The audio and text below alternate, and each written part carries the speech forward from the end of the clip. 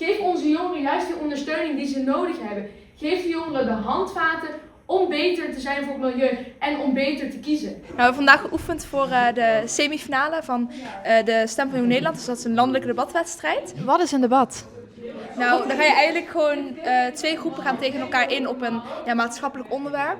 En dan ga je dus vanuit beide kanten, dus voor en tegen een stelling, ga je beargumenteren van waarom vind jij dat nou? Ik zeg, waarom verbeteren we dat onderwijs niet, zodat iedereen de gelijke seksuele voorlichting krijgt? Ondermijnen we gewoon heel erg onze anonimiteit, waar wij voor hebben gestreden. Ja, uiteindelijk hebben we met het scholendebat de kwartfinale gespeeld en daar ben ik individueel ook nog opgevallen.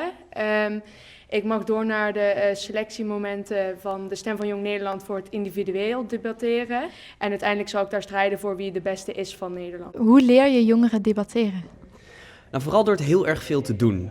En natuurlijk is het argument het centrale onderdeel van het debatteren. Dus we kijken een beetje naar hoe maak je een goed argument. Hoe zorg je er ook voor dat het argument goed aansluit bij het debat. Is het zo dat jongeren zo erg op de hoogte zijn van het klimaatverandering van vandaag? Waarom zouden we dan niet minder willen consumeren? Waarom zouden we niet een nieuwe norm willen stellen? Als ik het team zo zie, zeker met veel jonge mensen, dat het zomaar de eerste keer van volgende zou kunnen zijn. Ze zijn gewoon goed.